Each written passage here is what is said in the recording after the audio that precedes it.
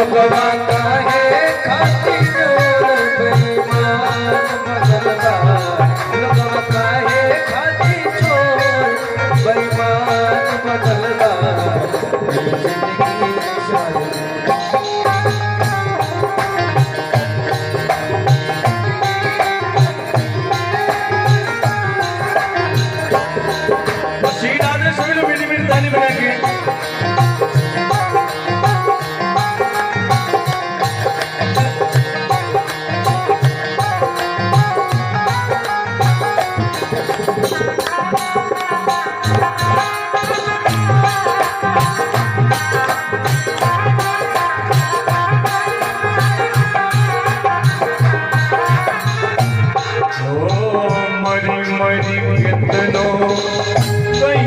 कमाई माटी के माटी मिल जाई मर मर केतनो कैला कमाई माटी मिल जाए। कितना भी धन कमा लीजिए, मैंने एक दिन कहा था कि धन की तीन गतियां हैं, दान भोग और विनाश। कोई अपने साथ लेके जाने वाला नहीं है। मरी मरी कितनो कई न कमाई माटी के माटी मिल जाई अरे मर मर केतनो कैला कमाई माटी के माटी मिल जाए। तोहके कमाए खातिर प्रभु तोहके कमाए खातिर प्रभु जी के नाम बनल बा हो नाम बनल बा लोगवा काहे खातिर डाकू बेईमान बनल बा लोगवा काहे खातिर डाकू बेईमान बनल बा।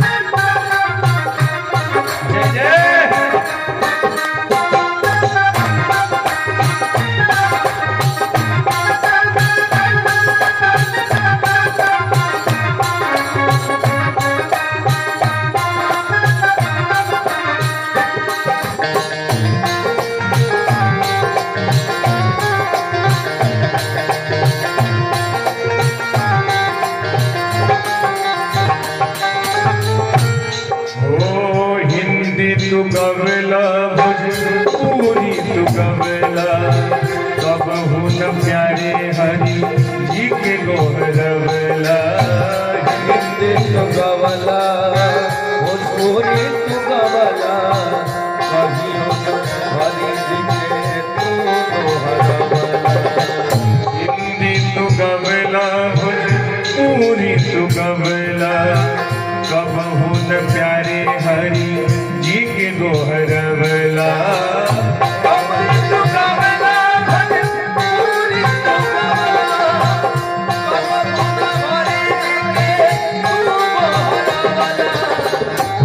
तोहके गा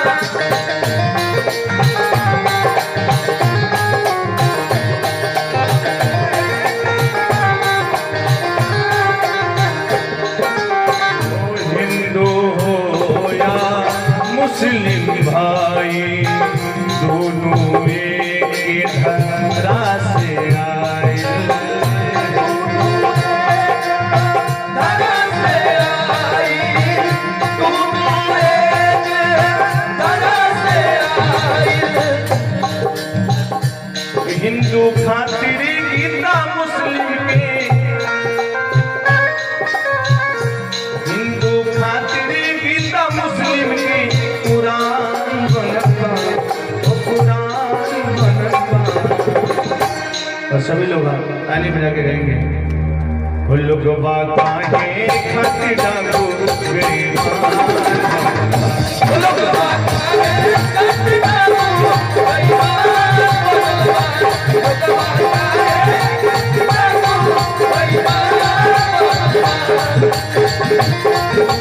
काहे खातिर डाकू बेईमान बनवा, भगवान काहे खातिर डाकू बेईमान बनवा, जिंदगी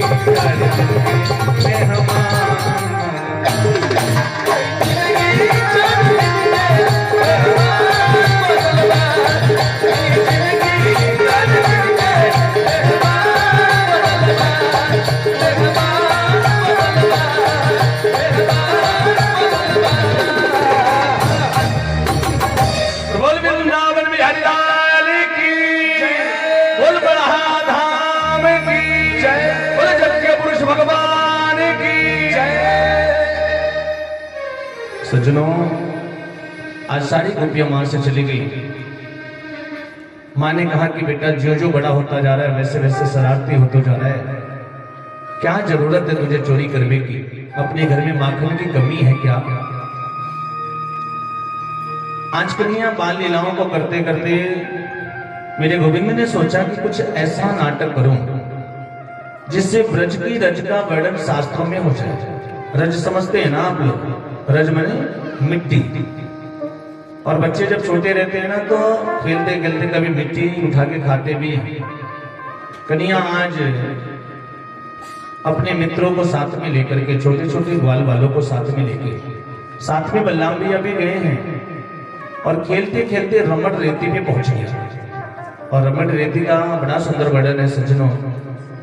कहते कि रमण रेत लेटो नहीं कियो न जमुना पान, रे मन तो समझो नहीं ब्रज को तत्व महान। जो व्यक्ति ब्रज में जाकर के रमण रेती में नहीं लेटा, यमुना के जल का पान नहीं किया, वो यमुना के जल से आचमन नहीं किया, वो ब्रज के महत्व को नहीं समझ सकता है। और जो लोग गए होंगे रमण रेती में उनको पता होगा, जो लोग नहीं गए होंगे मैं आपको बता रहा हूं। रमण रेती में आज भी धूल उड़ती रहती है। बड़ा सुंदर सुंदर कुटिया बना हुआ है, इसमें भी एशियां लगी हैं और वहां बहुत अच्छे अच्छे लोग जाते हैं, जाकर के उस मिट्टी में लौटते हैं। और उस रज का ये महत्व है सज्जनों की, आप चाहे कितना भी लोट पोट कर लीजिए, आने लगोगे ना तो सारी मिट्टी अपने आप एक एक करके वहीं गिर जाती है, आपके वस्त्रों में मिट्टी लगी नहीं रहती है। और एक दिन मैंने और बताया था कि पूरे ब्रज में जहां भी चले जाओ, आप पानी पियोगे ना तो सारा पानी खारा मिलता है। यमुना का जल भी खारा ही है। भगवान अपने ग्वाल वालों के साथ में बलराम भैया के साथ खेलते खेलते रमण रेती में पहुंचे। वहां जाकर के छोटे छोटे मिट्टी के खिलौने बना बना करके आपस में खेल रहे थे। और खेलते खेलते कन्हैया ने एक छोटा सा मिट्टी का ढेला उठाया, उठा करके अपने मुंह में रखा। अब जब ब्रजवासियों ने कन्हैया को मिट्टी खाते हुए देखा ना तो उन सभी बच्चों में बलराम जी सबसे बड़े थे। वो बच्चे छोटे रहते, एक दूसरे की शिकायत करते रहते। सभी ब्रजवासी आकर के बलराम भैया से कहते हैं, भैया भैया कन्हैया ने मिट्टी खाई है। बलराम भैया को भी मौका मिला। बलराम भैया ने कहा, आज नहीं छोड़ूंगा, आज चल के तेरी माँ से शिकायत करूंगा और आज तेरी पिटाई जरूर करवाऊंगा मैं। तो सारे ब्रज के ग्वाल बाल बलराम भैया कन्हैया का हाथ पकड़ करके ला रहे हैं, जैसे कितना बड़ा चोर पकड़ लिया। ला करके माँ जसोदा के सामने मैया से कहते, मैया मैया कन्हैया ने मिट्टी खाई है। माँ ने कन्हैया से पूछा कि लाला तूने मिट्टी खाई है क्या? कन्हैया ने माँ से कहा, माँ मैंने कोई मिट्टी नहीं खाई, ये सब झूठ बोल रहे, मैंने कोई मिट्टी नहीं खाई। ब्रजवासियों ने कहा, नहीं माँ कन्हैया झूठ बोल रहा है, इसने हमारे सामने मिट्टी खाई थी। बलराम भैया सबसे बड़े हैं। माँ ने बलराम भैया से कहा, बलराम तू सही सही बता, तू बता कन्हैया ने मिट्टी खाई थी कि नहीं खाई थी? कन्हैया ने सोचा अगर बलराम भैया कह देंगे ना तो मां मान जाएगी और मेरी पिटाई जरूर हो जाएगी। सो बलराम भैया भी मां से कहते कि हाँ इसने मिट्टी खाई है। कन्हैया ने बलराम भैया से कहा, भैया जरा अपना कान लाओ, तुम्हारे कान में कुछ कहना है मुझे। बलराम भैया ने कहा, ऐसे बताना कान में क्या बोलना है, ऐसे बता। नहीं नहीं, कान में बताऊंगा ना भैया, आप मेरे बड़े भैया हो ना। बलराम भैया कान को नीचे किए, कन्हैया ने बलराम भैया के कान में कहा कि अगर तुमने माँ से कह दिया ना कि मैंने मिट्टी खाई है तो सोच लो मैं भी तुम्हारी शिकायत कर दूंगा। बलराम भैया ने कहा मैंने कुछ किया ही नहीं है तो मेरी क्या शिकायत करोगे। कन्हैया ने कहा मैं माँ से कह दूंगा माँ मैंने तो मिट्टी खाई है, लेकिन ये जो बलराम भैया है ना ये तो भांग के गोलो खा में गोलो, सो मेरी पिटाई बाद में होगी, तुम्हारी पहले हो जाएगी। बलराम भैया ने सोचा बात तो सही, कहने जा रहे थे कि माँ कन्हैया ने मिट्टी खाई है, लेकिन गवाही बिल्कुल बदल गई सज्जनों। बलराम भैया ने कहा माँ मेरे सामने नहीं खाई और मेरे पीछे खाई हो तो मुझे पता नहीं। आज ब्रजवासियों ने कहा नहीं माँ देखो बलराम भैया भी झूठ बोल रहे हैं, कन्हैया ने हमारे सामने मिट्टी खाई थी, आपको विश्वास नहीं है? इनका मुंह खोल करके देखो, अभी भी इनके मुंह में थोड़ा बहुत मिट्टी जरूर लगा होगा। माँ कन्हैया का कान पकड़ती है, हाथ में छड़ी लेकर के कन्हैया को दिखा रही है, मुंह खोलो जल्दी दिखाओ, दिखाओ मुंह में तुम्हारी मिट्टी लगी है कि नहीं। कन्हैया ने अपना मुंह खोला है और अपने मुख के अंदर आज माँ यशोदा को पूरे ब्रह्मांड का दर्शन कराया। माँ देखती क्या है, छोटे से कन्हैया के मुख के अंदर ये पूरा विश्व दिखाई दे रहा है। विश्व में ये भारतवर्ष में ये उत्तर प्रदेश, और उत्तर प्रदेश के अंदर ये ब्रज प्रांत में 85 चौक का माँ यशोदा का महल, जिस महल पे माँ यशोदा भगवान का कान पकड़ करके छड़ी लेकर के खड़ी है, वो भी भगवान के मुख में दिखाई दे रहा है। ये देख करके मैया सोच में पड़ गई कि मैं क्या देख रही हूँ, मैं कोई स्वप्न तो नहीं देख रही, मैं कोई ख्वाब तो नहीं देख रही हूँ। सो महाराज ये देख करके माँ यशोदा मूर्छित होकर के जमीन पे गिर पड़ती है। इधर भगवान ने वैष्णवी माया को आदेश किया है कि माँ ने जो कुछ भी देखा है अभी अभी वो कुछ भी माँ को याद ना रहे। व्याप्तनो वैष्णवी माया पुत्र स्नेहमयी विभुम। ये माया जो कुछ भी मैंने माँ को दिखाया, माँ को कुछ भी याद ना रहे, माँ को कुछ भी स्मरण ना रहे, और ऐसा ही हुआ सच। कुछ देर के बाद जब माँ को होश आई ना तो माँ की मूर्छा जब टूटी तो माँ पूछती है कन्हैया अभी अभी मैंने तेरे मुख में कुछ देखा था। कन्हैया फिर मुंह खोल करके दिखा रहा है, माँ देखो ना कुछ तो नहीं है मेरे मुंह में। इस प्रकार से भगवान बड़ी से बड़ी लीलाओं को करते हैं। मैया से बोले कि मैया मैंने माटी थोड़ी खाई है, मैंने तो ब्रज के रज को खाया है। यशोदा को ब्रह्मांड का दर्शन कराया। श्री कृष्ण के अद्भुत चरित्र हैं, इनका कोई क्या वर्णन कर सकता है। इसलिए कहते हैं सज्जनों कि बिना प्रेम रीझे नहीं नटवर नंद किशोर। ये तो प्रेम का विषय है। आप कितना भी यज्ञ कर लो, कितना भी अनुष्ठान कर लो, कितना भी मंदिर में जाके परिक्रमा कर लो, लेकिन जब तक अपने हृदय में प्रेम को नहीं बढ़ाओगे तब तक गोविंद की प्राप्ति नहीं हो सकती है। सज्जनों भगवान युक्तियों से नहीं बल्कि प्रेम से मिलता है, भाव से मिलता है। इसलिए अगर गोविंद को पाना है तो अपने अंदर भाव को लाना पड़ेगा। सज्जनों जीवन में प्रेम को बढ़ाओगे ना तो गोविंद मिल जाएगा। प्रेम ही प्रधान है। अमल भक्ति जब आएगी ना तो गोविंद की प्राप्ति हो जाएगी। माँ यशोदा ऐसी परम भक्ति महिमा है। इसीलिए तो स्वयं पूर्ण ब्रह्म परमात्मा परमेश्वर आज माँ यशोदा के आंगन में पुत्र बन करके आए हैं। और एक बात बताऊं सज्जनों, प्रेम का एक अद्भुत आकर्षण होता है, एक अलग सी विरक्ति होती है। प्रेम जब आता है ना तो वो ये नहीं देखता कि संसार क्या कहेगा, और जब प्रेम उमड़ता है तो संसार की हर वस्तु फीकी लगने लगती है। आप विचार करिए कि जिनके घर में 9 लाख गाय हैं, उन 9 लाख गायों की सेवा करने के लिए 2-4-5 हजार दास दासियां होंगी कि नहीं होंगी। एक व्यक्ति 9 लाख गायों की सेवा नहीं कर सकता है ना। 2-4-5 हजार नौकर होंगे कि नहीं होंगे उनके वहां। लेकिन इतनी दास दासी होने के बाद भी माँ यशोदा अपने लाल का सेवा किसी दास दासी से नहीं कराती, बल्कि स्वयं अपने हाथों से करती है। और हर माँ को चाहिए, मैं आपको बताऊं सच, हर माँ को चाहिए कि अपने पुत्र की सेवा वो स्वयं अपने हाथों से करे। मैंने कल भी कहा था कि जीवन की पहली गुरु माँ होती है। माँ ही जो संस्कार बच्चे के अंदर डालती है ना, वही संस्कार उसके जीवन पर्यंत उसके जीवन में पड़ा रहता है। आज के समय में पुराने जमाने में जब किसी से कोई झगड़ा लड़ाई होती थी तो लोग कहते थे चलो देखता हूं तुम्हारी माँ ने कितना दूध पिलाया था। और आज के समय में क्या होता है, बेटा बाद में पैदा होता है और डब्बे का दूध खरीद के पहले ही चला आता है। बेटे ने माँ का दूध पिया ही नहीं, उसे क्या पता संस्कार क्या है। माँ जसोदा अपने लाल की सेवा स्वयं अपने हाथों से करती है। जिस माँ ने बचपन में अपने पुत्र की सेवा नहीं किया, अपने पुत्र को अच्छे संस्कार नहीं दिए, बड़ा होकर के वो पुत्र कदापि अपने माता पिता की सेवा नहीं करेगा। और माँ जसोदा 3 प्रकार से भगवान की सेवा करती है। भक्ति करने के भी 3 प्रकार हैं। कौन कौन से? मनसा, वाचा, कर्मणा। तीनों प्रकार से भक्ति की जाती है। और माँ जसोदा ऐसी परम भक्तिमयी माँ है कि तीनों प्रकार से भगवान की सेवा करती है, भगवान की भक्ति करती है।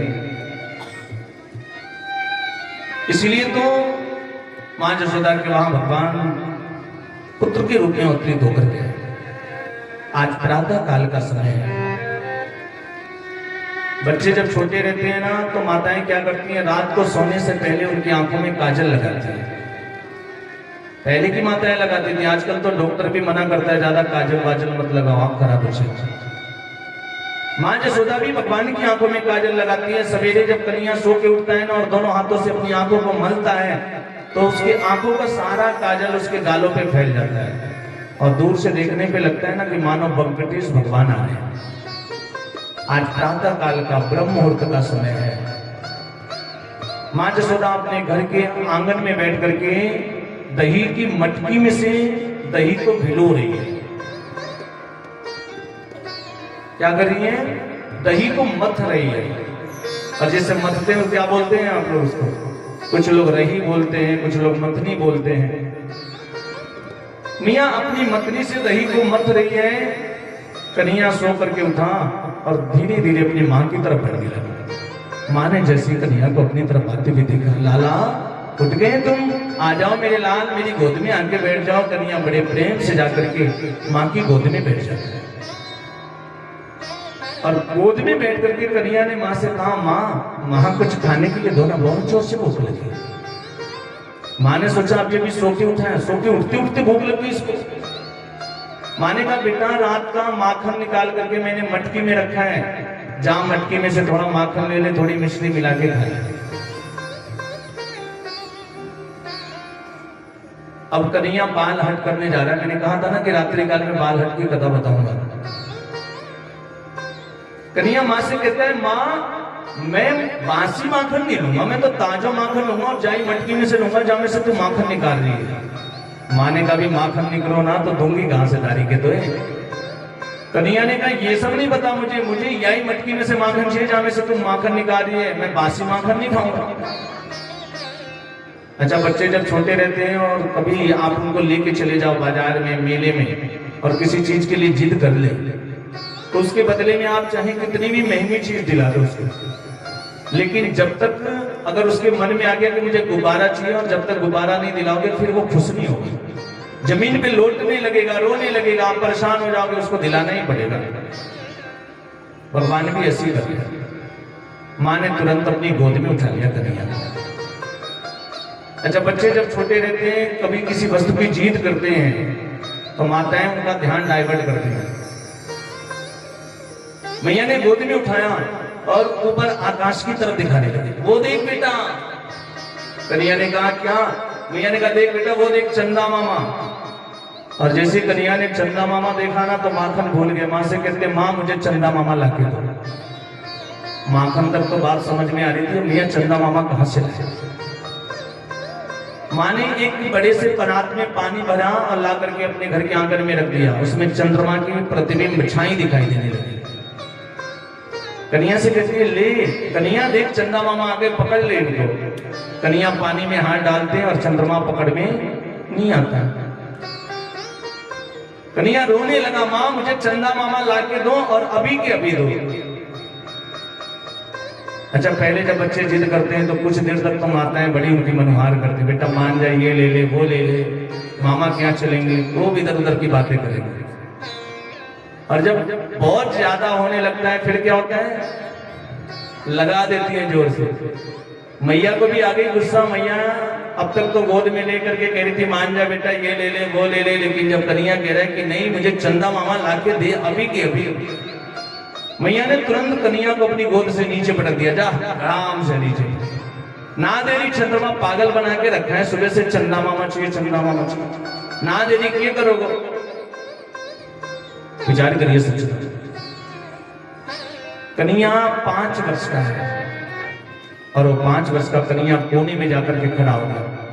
गुस्से के मारे मुंह फुला लिया, कमर पे हाथ रख करके अब तक तो बड़े प्रेम से कह रहा था मैया मुझे चंदा मामा ला के दो, लेकिन अब क्या कह रहा है? अपनी माँ से कहता है वो बुढ़िया मैया मुझे चंदा मामा ला के देगी कि नहीं देगी तू? मानेगा मुझे बुढ़िया मैया बोल रहा है, ना दे रही चंद्रमा, क्या करोगे? कन्हैया ने देखा कि बात बनने वाली नहीं है। हमारे ब्रज में एक बड़ी फेमस गाली है, मथुरा वृंदावन में लोग आपस में प्रेम में एक दूसरे को दिया करते हैं। माने का तारी के तुम मुझे धमकी दे रहे हो, ना दे रही चंद्रमा, क्या करोगे? कन्हैया माँ को धमकी भी कितनी प्यारी प्यारी दे रहा है। माँ से कहता है कि माँ अगर तुम मुझे चंदा मामा लाके नहीं देना तो आज की बात सोच ले, आज के बाद कभी भी दूध नहीं पीऊंगा।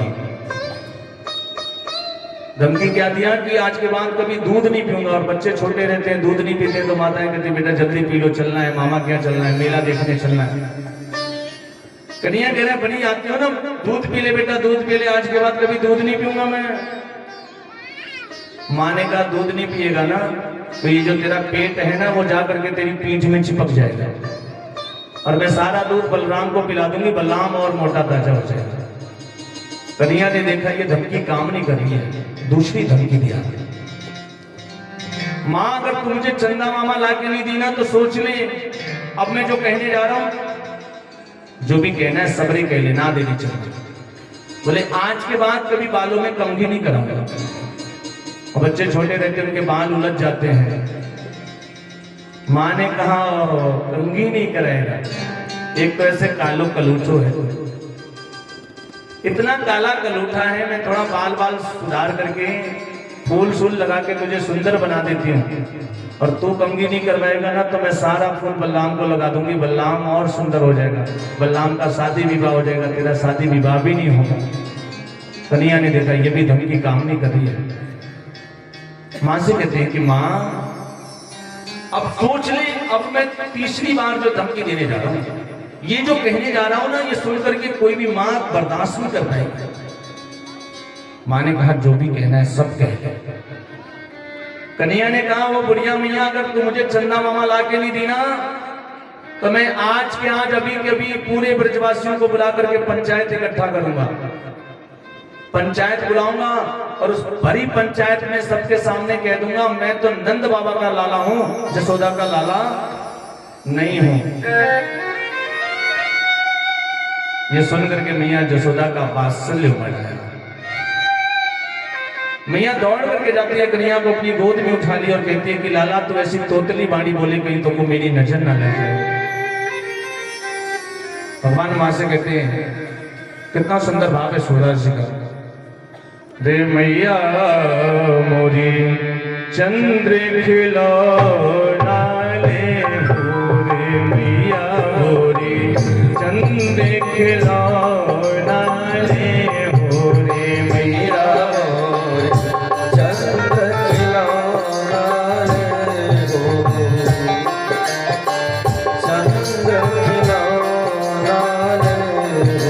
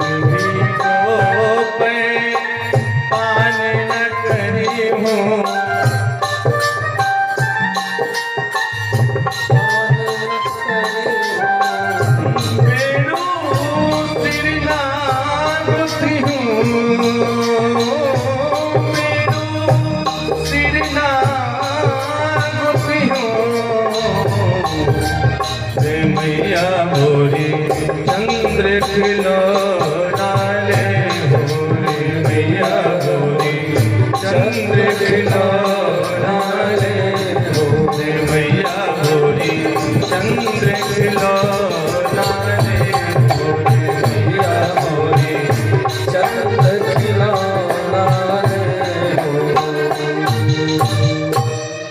कन्हैया माँ से कहता है कि माँ मुझे चंद्रमा लाके नहीं देगी ना, तो आज के आज पंचायत बुलाऊंगा, पंचायत में सबके सामने कह दूंगा कि मैं तो नंद बाबा का लाला हूँ, जसोदा का लाला नहीं हूँ। ये सुनकर के माँ जसोदा तुरंत भगवान को अपनी गोद में उठा लेती है और कन्हैया से कहती है कि कन्हैया लाला मैं तुझे माखन से भी कोमल, विचार करिए, बोली कि मैं माखन से भी कोमल और चंद्रमा से भी सुंदर कोई और चीज देने वाली है। गेस करिए क्या दे सकती है माँ? माखन से भी कोमल है, चंद्रमा से भी सुंदर है, ऐसा क्या है जो माँ देने जा रही है भगवान का? कोई लोग बताएंगे आप लोगों से? माखन से भी कोमल है, चंद्रमा से भी सुंदर, ऐसा क्या हो सकता है जो माँ देने जा रही है? नहीं बताएंगे? बोले राधे कृष्ण भगवान की। माँ ने कहा कि बेटा मैं तुझे माखन से भी कोमल, चंद्रमा से भी सुंदर बहू ला करके दूंगी। और जैसी कन्हैया ने बहू का नाम सुना ना, माँ से कहते हैं माँ मुझे जल्दी से बहू ला के दो। माँ ने कहा बेटा तुझे पता भी है बहू कितनी लंबी चौड़ी होती है? अच्छा बता तुझे कितनी बड़ी बहू चाहिए? कितनी बड़ी बहू चाहिए? कन्हैया ने कहा माँ इतनी बड़ी बहू ला के दो कि जब मैं गाय चरावे जाऊं ना तो उसको अपनी जेब में रख के ले जाएगा। माँ समझ गई कि कन्हैया गुड़िया की बात कर रहा है। माँ ने एक छोटी सी गुड़िया ला के दे दिया। कन्हैया बिल्कुल प्रसन्न हो गया। आज माँ से भगवान श्री कृष्ण कहते हैं 5 बरस के नटखट गाना जिद पे अड़ गए माँ से, अरे मेरो ब्याह करा दे मैया, कोई जतन लगा के। और माँ से कहते हैं कि माँ राधिका गोरी से बिरज की छोरी से मैया करा दे मेरे ब्याह। राधिका गोरी से बिरज की छोरी से मैया करा दे मेरे ब्याह। अरे रे बंधन है प्यार का, अरे रे बंधन है प्यार का। राधिका गोरी से बिरज की छोरी से मैया करा दे मेरे ब्याह। राधिका गोरी से बिरज की छोरी से मैया करा दे मेरे ब्याह। देखिए मैंने कल भी बताया था, आप लोगों से कहा था कि आप लोग बड़े झरसुआ हैं। मीठा बोला था कि नहीं बोला था?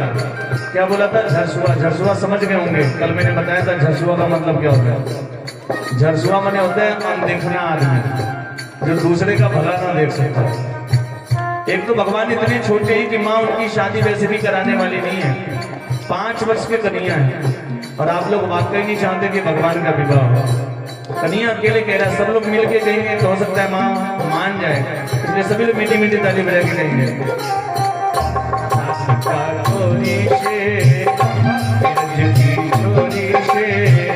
मैया करा दे मेरे छोरी से बिरज की छोरी से मैया करा दे मेरे ब्याह। आपने कहा साहब लोग ढेर ठंडी लगता, ताली बजाओ खूब बढ़िया साउंड बजी हुआ।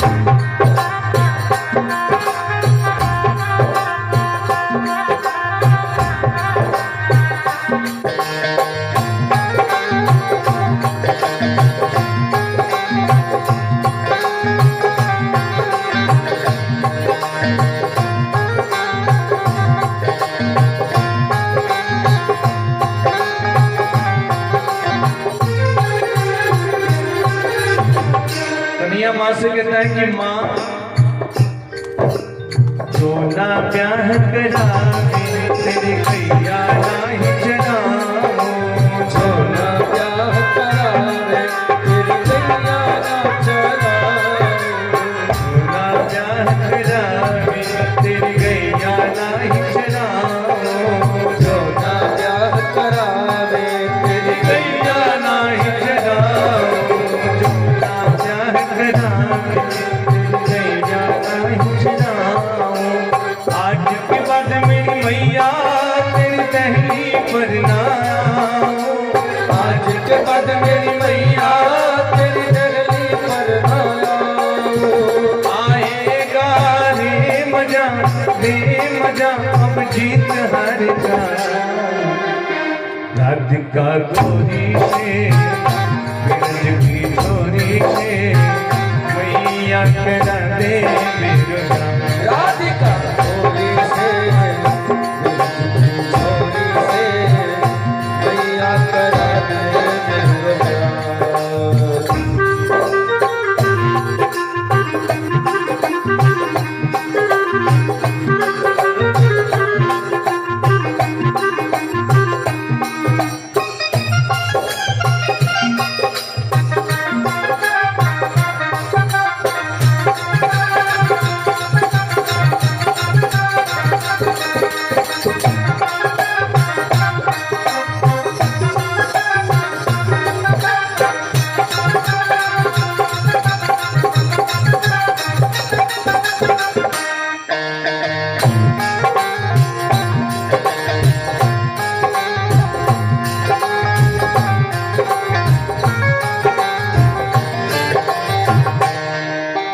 चंदन की चौकी पे मैया तुझको बिठाऊं, चंदन की चौकी पे मैया तुझको बिठाऊं, अपनी राधा से मैं चरण तेरे दबाऊं, अपनी राधा से मैं चरण तेरे दबाऊं। जब विचार करिए कि 5 वर्ष के कन्हैया है और 5 वर्ष की अगर बहू आ जाएगी तो वो चरण दबाएगी कि चरण दबाएगी अपने।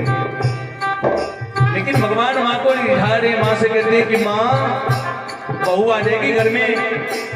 चंदन की चौकी पे मैया तुझको बिठाऊं, चंदन की चौकी पे मैया तुझको बिठाऊं, अपनी प्यारी राधा से मैं चरण तेरे दबाऊं, अपनी राधा से मैं चरण तेरे दबाऊं। भोजन में बनवाऊंगा 56 प्रकार के।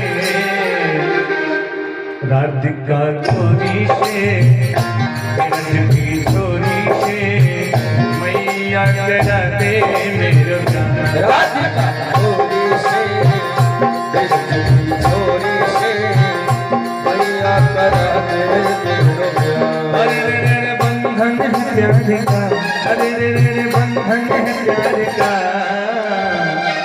राधिका गोरी से ब्रज की छोरी से मैया करा दे मेरो जान। राधिका गोरी से ब्रज की छोरी से मैया करा दे मेरो प्यार। ये माटी के मूरत सभी लोग मीठी मीठी ताली बजाएंगे। और सही बता रहा हूँ, जो हम यहाँ बैठ के कर रहे हैं ना, ये हमारे साथ जाने वाला है, कुछ जाने वाला है नहीं।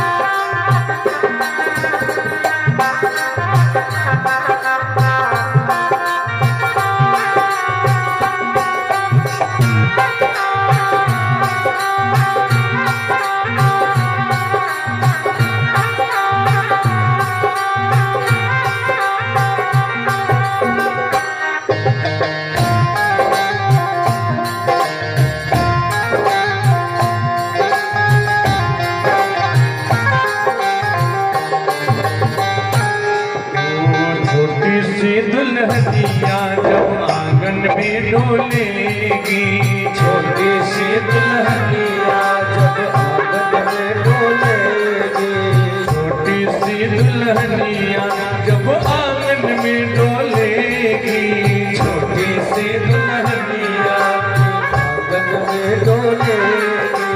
तेरे आगे भैया वो घूंघट न खोलेगी, तेरे आगे भैया वो घूंघट न खोलेगी। ताऊ जी से जा कहो बैठेंगे द्वार पे। भगवान कहते हैं कि माँ जब बहू घर में आ जाएगी ना, तो बलराम भैया से कह देना कि घर के बाहर है, घर के अंदर ना आए, क्योंकि भसुर जी हो जाएंगे वो। अरे ताऊ जी से जा कहो बैठेंगे द्वार पे, राधिका गौरी से ब्रज की गौरी से मैया करा दे मेरो प्यार। राधिका गौरी से ब्रज की छोरी से मैया करा दे मेरो प्यार।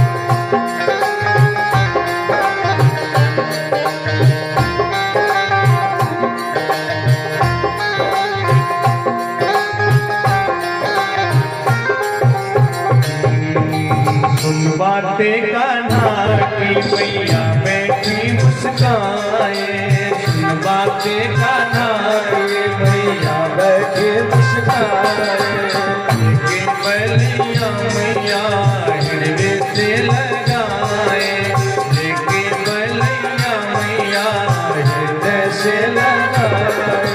नजर कहीं ना लग जाए, नजर कहीं ना लग जाए, लग जाए नजर कहीं ना लग जाए मेरे लाल को।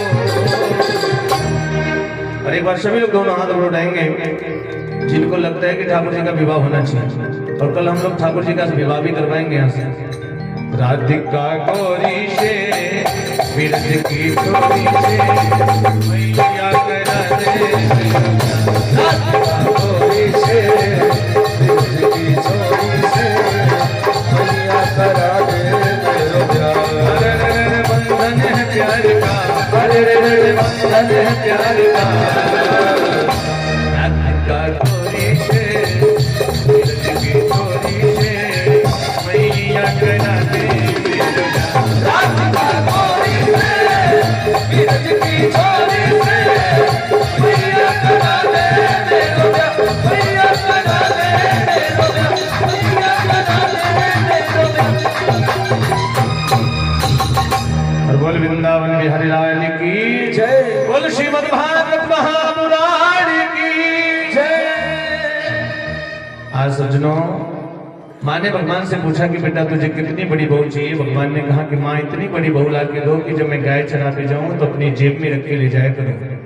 माँ समझ गई थी कन्हैया गुड़िया की बात कर रहे हैं। माँ ने कन्हैया को छोटी सी गुड़िया ला करके दे दिया। कन्हैया बिल्कुल प्रसन्न हो गए। इस प्रकार से भगवान ब्रज में बड़ी से बड़ी लीलाओं को करते हैं और किसी को पता भी चलने नहीं देते हैं। एक दिन की बात है, माँ जसोदा भगवान श्री कृष्ण को अपनी गोद में लेकर के भगवान को दूध पिला रही थी। इतने में एक गोपी दौड़ करके आती है, आकर के माँ जसोदा से कहती है कि बहन तुम यहाँ कन्हैया को दूध पिलाने में लगी, उधर तुमने चूल्हे पे जो दूध रखा था ना वो दूध सारा उबल करके नीचे जमीन पे गिर रहा है। और जैसे माँ ने सुना ना तो कन्हैया को तुरंत जमीन गोद से नीचे उतार दिया और दौड़ करके गई दूध उठाने के लिए। सज्जनों, ये बात मेरे गोविंद को, मेरे कन्हैया को अच्छी नहीं लगी। कन्हैया ने सोचा कि माँ को दूध प्यारो है, पूत प्यारो नहीं है, मुझे नीचे उतार करके दूध को बचाने के लिए चली गई। सो कन्हैया ने सोचा कि कुछ ऐसा नाटक करूं जिससे माँ तुरंत मेरे पास आ जाए। कन्हैया ने देखा घर में एक बहुत बड़ी मिट्टी की मटकी रखी थी। सो कन्हैया ने तुरंत एक बड़ा सा पत्थर लिया और सोचा कि जैसे इसमें मारूंगा बड़ी जोर से आवाज होगी, माँ आवाज को सुन करके वापस आ जाएगी। कन्हैया ने वो पत्थर उठाया और जैसे ही मिट्टी की मटकी पे मारा ना, वो मिट्टी की मटकी फूट गई। सजनों, आवाज बड़ी जोर से उठी। आवाज को सुन करके मैया दौड़ करके वापस महल में आई कि क्या हो गया, लेकिन इधर कन्हैया ने देखा कि मिट्टी की मटकी फूट गई है और माँ देखेगी कि मटकी फूट गई है तो मेरी पिटाई आज फिर से जरूर हो जाएगी। सो कन्हैया छुपने लगा, भागने लगा। इधर माँ जसोदा आकर के देखती है मिट्टी की मटकी फूटी है, देख करके बड़े क्रोध में आ गई। ये बहुत पुरानी मटकी थी, बहुत पुरानी, मेरे सासू अम्मा के जमाने की मटकी थी, फोड़ दिया तूने। कन्हैया को मारने के लिए माँ जसोदा दौड़ने लगी और कन्हैया आगे आगे भागता है, माँ जसोदा पीछे पीछे दौड़ रही है। दौड़ते दौड़ते सज्जनों काफी समय व्यतीत हो गया। अब विचार करिए, सुखदेव जी कहते हैं कि हे राजा परीक्षित, परमात्मा को भला कौन पकड़ सकता है, भगवान को पकड़ने का सामर्थ्य किसके अंदर है। माँ जसोदा अपने बालों में जो फूल लगाई थी ना, वो एक एक करके सारे फूल उसके पैरों में गिर रहे हैं। दौड़ते दौड़ते मैया बिल्कुल परेशान हो गई है, पसीने से लथपथ हो गई। शायद ये फूल भी कहना चाहते हैं कि जिसके डर से पूर्ण ब्रह्म परमेश्वर भाग रहा है, ऐसी माँ जसोदा के मस्तिष्क पे रहने के काबिल नहीं, हम तो तुम्हारे चरणों में रहने के लायक हैं। इधर कन्हैया ने देखा कि माँ बिल्कुल थक चुकी है, पसीने से बिल्कुल लथपथ हो चुकी है। कन्हैया ने माँ से खुद ही कहा कि माँ, अगर मैं खुद ही तुम्हारे पास आ जाऊंगा तो मुझे मारोगी तो नहीं। जसोदा ने कहा, नहीं मेरे लाल, तू तो मेरा राजा बेटा है, मैं तुझे क्यों मारूंगी, मैं तुझे इतना प्रेम करती हूँ, इतना स्नेह करती हूँ, आ जाना मेरे लाल, मैं तुझे बहुत लाड करूंगी। कन्हैया स्वयं माँ जसोदा के पास जाकर के खड़ा हो गया और जैसे पास में पहुंचा ना, तो तुरंत मैया ने फटाक से कन्हैया का हाथ पकड़ा। अब बताती हूँ, सुबह से पागलों की तरह दौड़ा दौड़ा के पागल बनाया, अब बताती हूँ तुझे मैं कितना प्यार करती हूँ। मैया घर में से एक रस्सी लेकर के आई, रस्सी से कन्हैया का हाथ बांध दिया और उसी रस्सी से भगवान को उखल में बांधने लगे। सुखदेव जी कहते हैं कि जितनी बार माँ जसोदा भगवान को बांधने का प्रयास करती है ना, उतनी बार वो रस्सी 2 अंगुल छोटी हो जाती है। ऐसा लगता है ना कि स्वयं साक्षात कश्यप और अदिति उखल और रस्सी बनकर के आए और वो नहीं चाहते कि हमारा पुत्र किसी भी बंधन में बंधे। जितनी बार रस्सी लेकर के आती है उसमें जोड़ करके फिर बांधती है, फिर रस्सी छोटी हो जाती है। भगवान ने देखा कि माँ बिल्कुल परेशान हो गई है, भगवान को भला कौन बांध सकता है, भगवान तो प्रेम के बंधनों में बंधते हैं। सो आज भगवान स्वयं माँ जसोदा के वात्सल्य रूपी बंधन में बंध जाते हैं। मैया जसोदा भगवान को उन रस्सियों से उखल में बांध देती है और बांध करके अपने घर के कार्य को करने में व्यस्त हो गए। इधर कन्हैया ने उखल को खींचते खींचते धीरे धीरे अपने घर से बाहर निकाल दिया। उखल में बंधे पड़े और अपने साथ साथ उखल को भी खींचते भी जा रहे हैं। भगवान के महल के सामने 2 यमलार्जुन के वृक्ष थे सज्जनों, और दोनों वृक्षों के बीच से निकलने का प्रयत्न करने लगे। जैसे वृक्ष के बीच में पहुंचे ना, तो उखल जाकर के दोनों वृक्षों की जड़ में फंस गया। भगवान ने थोड़ी जोर से ताकत लगाई और जैसी शक्ति लगाई ना, वो दोनों यमलार्जुन के वृक्ष बड़ी जोर से तड़तड़ तड़तड़ आवाज करके नीचे जमीन पे गिर पड़े और उन दोनों यमलार्जुन के वृक्षों से 2 दिव्य स्वरूप धारण करके दिव्य पुरुष निकले। उन दोनों ने भगवान को प्रणाम किया और प्रणाम करके वहां से चले गए। परीक्षित ने सुखदेव जी से पूछा कि प्रभु ये दोनों कौन थे, ये दोनों कौन थे, भगवान को प्रणाम करके कहां चले गए। बोले कि ये जो दोनों वृक्ष थे ना, ये महाराज कुबेर के पुत्र थे और नारद जी के श्राप के कारण ये दोनों जड़ हो गए थे। आज भगवान का स्पर्श हुआ, भगवान ने इन यमलार्जुन के वृक्षों का उद्धार किया है, इनको भी मुक्ति दिलाई है। उनके जाने के बाद इधर नंद बाबा मथुरा से लौट करके आए। सभी ब्रजवासियों ने नंद बाबा के एक छोटे भाई हैं जिनका नाम है घनानंद जी, सबने मिलकर के नंद बाबा से कहा कि बाबा, जिस दिन से कन्हैया हमारे ब्रज में अवतार लेकर के आया है ना, गोकुल में आया है, कोई ना कोई समस्या आती रहती है। हमें तो लगता है कि ये गोकुल हमारे गोविंद को सूट नहीं कर रहा है। कन्हैया 7 दिन का था तो पूतना मारने के लिए आ गई, कन्हैया 6 महीने का हुआ तो संकटासुर मारने के लिए आ गया, कन्हैया 1 वर्ष का हुआ तो तिड़ावर्त उसको मारने के लिए आ गया, और आज ये अमलार्जुन के वृक्ष इसके ऊपर गिरते गिरते रह गए। सोचो अगर ये वृक्ष इसके ऊपर गिर गए होते तो क्या होता। नंद बाबा ने कहा तो फिर हमें क्या करना चाहिए। सभी गोकुलवासियों ने कहा कि हमें इस जगह का त्याग कर देना चाहिए, ये जगह हमको सूट नहीं कर रही है, हमें इस स्थान को छोड़ करके कहीं और चले जाना चाहिए। नंद बाबा ने कहा कि हम लोग जाएंगे कहां। सभी गोकुलवासियों ने कहा, नंद बाबा के जो छोटे भाई हैं घनानंद जी ने कहा कि भैया यहाँ से थोड़ी दूर पर एक बड़ा सुंदर स्थान है जिसका नाम है वृंदावन, वहां पर भी यमुना का पावन किनारा है। गोवर्धन जी की पावन तलहटी में हमारी गायों को खाने के लिए हरी हरी घास मिलेगी, हमें इस जगह को छोड़ करके वृंदावन चले जाना चाहिए। आज सभी गोकुलवासी भगवान की खुशी के लिए अपना अपना सामान छकड़ों पे रख रहे हैं और अपने गोकुल को छोड़ करके वृंदावन के लिए प्रस्थान कर रहे हैं।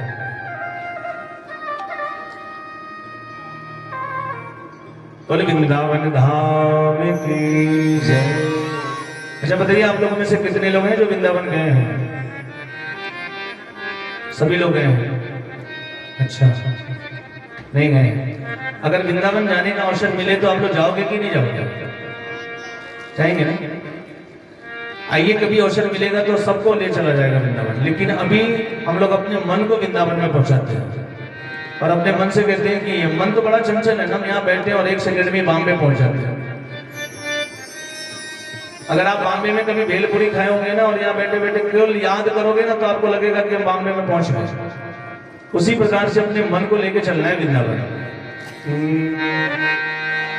अरे मन चल वृंदावन धाम, रटेंगे राधे राधे नाम, मिलेंगे कुंज बिहारी, मिलेंगी राधा प्यारी, मिलेंगे कुंज बिहारी, मिलेंगे राधा प्यारी, मिलेंगे कुंज बिहारी। प्रेम चल वृंदावन धाम, रटेंगे राधे राधे नाम, मिलेंगे कुंज बिहारी, मिलेंगे राधा प्यारी, मिलेंगे कुंज बिहारी।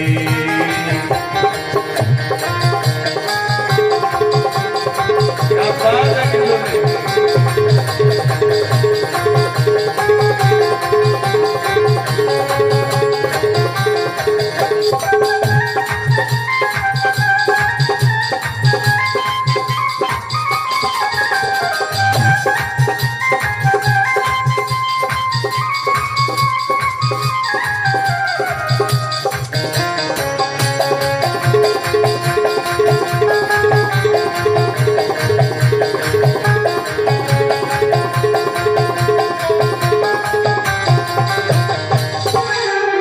वृंदावन धाम अपार अपार, सफेदा राधे राधे। वृंदावन धाम अपार अपार, सफेदा राधे राधे। सफेदा राधे राधे, सफेदा राधे राधे, सफेदा राधे राधे, राधे राधे वृंदावन। देखो भाई ऑपरेटर साहब, इसमें करंट आ रहा है माइक में। वृंदावन धाम अपार, सफेदा राधे राधे। वृंदावन धाम अपार अपार, सफेदा राधे राधे।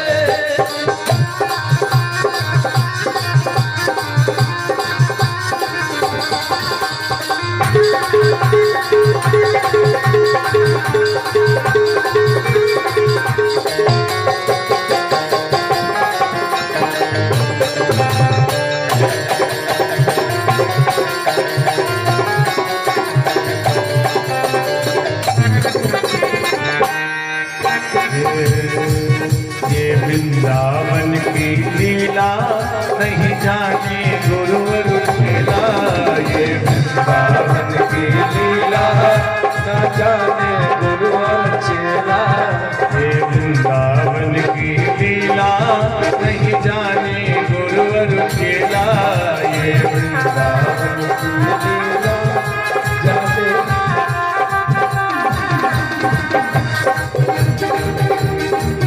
जहाँ ऋषि मुनि भी गए हार, वो हार मेरा राधे राधे। वृंदावन धाम हमारे, जपे जा राधे राधे।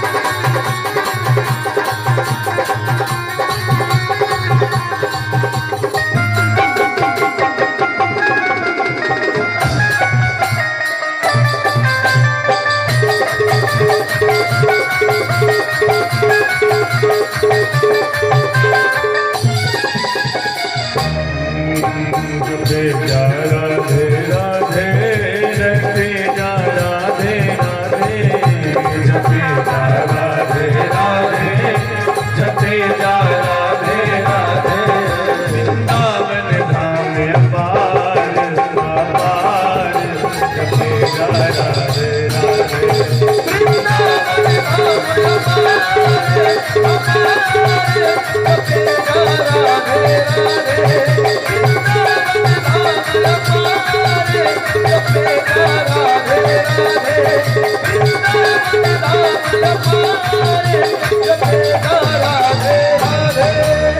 राधे राधे सरकार की जय। आज सभी गोकुलवासी अपना अपना सामान छपड़ों पे रख करके गोकुल से वृंदावन के लिए यात्रा कर दी है। वृंदावन में पहुंचने के बाद आज भगवान को गौचारण की अनुमति प्रदान की है। माँ जसोदा ने भगवान का सुंदर श्रृंगार किया है। कृष्ण और बलराम दोनों भाइयों की आरती उतारती हैं। आज से भगवान को गौचारण की अनुमति प्राप्त हो गई। भगवान बलराम जी के साथ में गौचारण करने जाने लगे। इधर कंस को पता नहीं कैसे पता चल गया कि कृष्ण और बलराम गोकुल से वृंदावन आ गया। सो महाराज कंस ने आज एक और राक्षस को भेजा है भगवान को मारने के लिए, जिसका नाम है अघासुर। ये अघासुर अजगर का वेश बना करके आया है, बड़ा विशाल अजगर। मेरे गोविंद ने उस अघासुर का वध किया। उसके बाद कंस ने एक और राक्षस को भेजा है जिसका नाम है बकासुर। ये बकासुर बगुले का रूप बना करके आया। और जो बगुला होता है ना सज्जनों, ये बगुला पाखंड का प्रतीक होता है। आप लोगों ने देखा होगा बगुला कितना श्वेत दिखाई देता है, कितना सुंदर होता है। नदी के किनारे बैठा रहता है, दूर से देखने पे मालूम पड़ता है कोई संत हो, लेकिन जैसे अपने शिकार को देखता है तुरंत अपना प्रहार कर देता है। ऐसा नहीं कि बकासुर मर गए, आज भी हमारे समाज में बहुत सारे बकासुर घूम रहे हैं।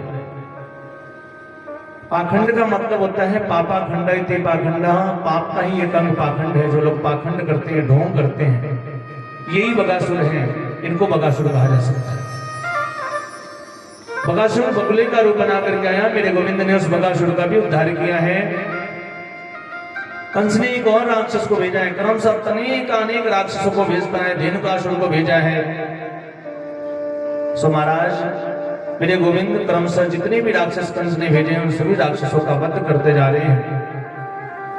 आगे की कथा में वर्णन आता है सज्जनों की भगवान श्री कृष्ण जब अपने ग्वाल बालों के साथ गौचारण करने के लिए जाते हैं ना, तो दोपहरी में सभी लोग अपने अपने घर से थोड़ा थोड़ा भोजन लेकर के जाते हैं और सारा भोजन एक जगह रख करके इकट्ठा किया जाता है।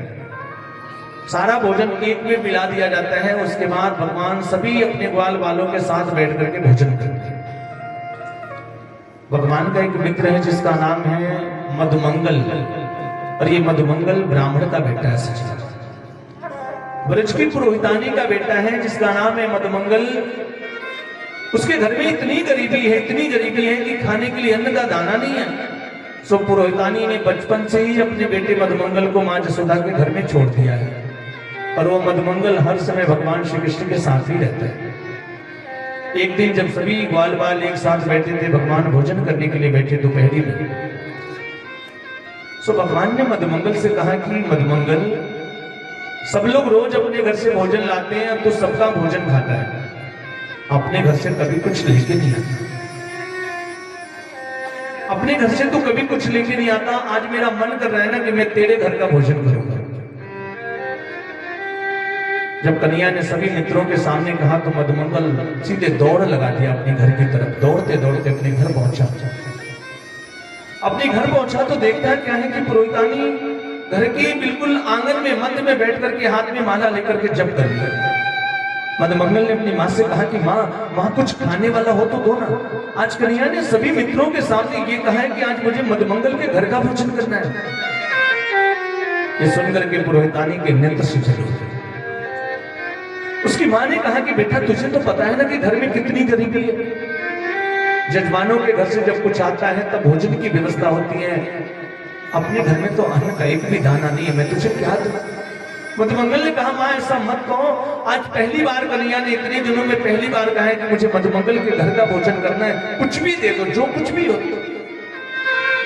पुरोहितानी ने कहा कि बेटा, परसों का मैंने कढ़ी बनाया था और वो कढ़ी उस मिट्टी की मटकी में मैंने ढक के रखा है, जाओ जाकर के देख लो, अगर खाने योग्य हो तो ले जा सकते हो। मधुमंगल उस मटकी के पास पहुंचा ना, और जैसे ढक्कन को हटा करके सोचा कि थोड़ा देखूं तो सही खाने योग्य है कि दुर्गंध दे रहा है। अपनी नाक के पास लेके आना, इतनी खट्टी महकाई कि उसका पूरा मन ही इकट्ठा हो गया।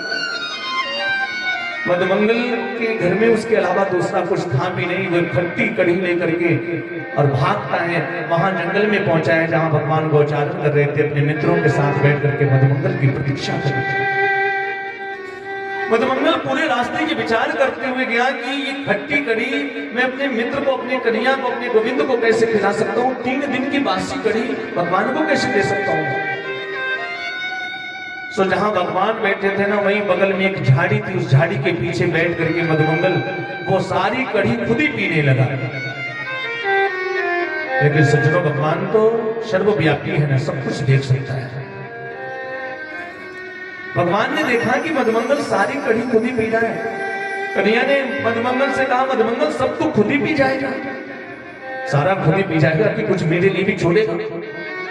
और मधुमंगल ने देखा कि कन्हैया ने देख लिया, सब जल्दी जल्दी के चक्कर में इतनी तेजी में कढ़ी पिया कि कुछ उसके मुंह में गया, कुछ उसके मुंह के बाहर गिर गया, कुछ उसके पेट पे गिर गया। और जैसे मटकी खाली हो गई ना, तो मधुमंगल ने कन्हैया को दिखा करके मटकी जमीन पे पटक दिया। कन्हैया खत्म हो गई कढ़ी, थोड़ी सी थी, बस मेरे भर की थी, तुम्हारे लिए कभी बाद में ला दूंगा। थोड़ी सी थी, मुझे बहुत भूख लगी थी, मैंने इसलिए खा लिया। मेरे गोविंद ने मधुमंगल से कहा कि लाला, मेरे खाने भर की कढ़ी तो अभी भी बची हुई है।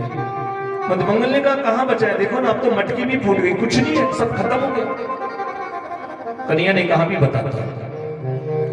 मधुमंगल के पास पहुंचे और उसका मुंह पकड़ करके जितना भी कढ़ी उसके मुंह के बाहर गिरा था ना, अपना जीभ लगा करके सारा कढ़ी चाटने लगे।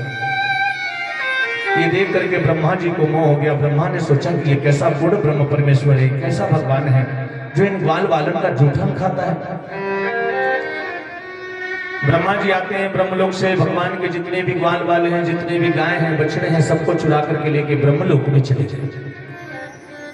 और इधर कन्हैया ने उतने ही ग्वाल बाल, उतने ही बछड़े, उतने ही गाय माया के बना दिए। और ये लीला 1 साल तक चलती रही, किसी को पता नहीं चला। बल्कि जब ये ग्वाल बाल, जब ये बछड़े अपने घर गए तो उनकी जो गायें थी ना, वो पहले से ज्यादा अपने बछड़ों को लाड प्यार करते थे। 1 वर्ष के बाद एक दिन ब्रह्मा जी ने सोचा कि चलो चल करके देखता हूं, देखो क्या हो रहा है वहां पर। ब्रह्मा जी ब्रह्मलोक से आए। जैसे मृत्यु लोक में आए ना, तो कन्हैया स्वयं ब्रह्मा बनकर के ब्रह्मलोक में पहुंच गए। वहां ब्रह्मा जी के द्वारपालों ने कन्हैया को ब्रह्मा समझ करके प्रणाम किया। कन्हैया अंदर जाने लगे तो द्वारपालों से कहे कि देखो मैं नीचे गया था अमृत लोक में, मैंने देखा कि वहां पे बहुत नकली ब्रह्मा घूम रहे हैं। वो कहते हैं ना सोने से कम नहीं और खो जाए तो गम नहीं, आर्टिफिशियल का जमाना है। बोले बहुत नकली ब्रह्मा घूम रहे हैं और देखो मैं अंदर जा रहा हूं विश्राम करने के लिए, अगर कोई नकली ब्रह्मा है तो उसको अंदर मत आने देना। इधर ब्रह्मा जी जब लौट करके अपने ब्रह्मलोक में पहुंचे तो उनके द्वारपालों ने कहा कहां जा रहे हो? ब्रह्मा जी ने कहा अरे मुझे नहीं पहचान रहे, अपने मालिक को नहीं पहचान रहे हो तुम? द्वारपालों ने कहा हमारे मालिक तो पहले से अंदर बैठे हुए हैं, तुम कौन से नकली ब्रह्मा? अच्छा हमारे ब्रह्मा जी कह रहे थे कि मृत्यु लोक में बड़ी नकली ब्रह्मा घूम रहे हैं, तुम वही नकली वाले हो, जानते हो कि उठा के नीचे फेंक दें तुमको। ब्रह्मा ने सोचा कि मेरे द्वारपाल मुझे नहीं पहचान रहे, ध्यान लगा करके देखा तो देखते क्या है कि ब्रह्मलोक में स्वयं नारायण विराजमान है। ब्रह्मा जी ने वहीं से भगवान की स्तुति करना प्रारंभ किया। 40 श्लोकों में ब्रह्मा ने भगवान की स्तुति की है और ब्रह्मा जी की स्तुति से भगवान आते हैं, ब्रह्मा के मोह को भंग किया है। सो महाराज अपने ग्वाल बालों को बछड़ों को लेकर के वापस अपने मृतलोक में आगे। बोले वृंदावन बिहारी लाल की जय। और सज्जनों आज कथा थोड़ा समय से विराम करना था, इसलिए हम लोग समय से कथा प्रारंभ भी कर दिए थे। हम लोग के बीच में माखन चोरी की लीला का दृश्य झांकी के माध्यम से दिखाया जाएगा।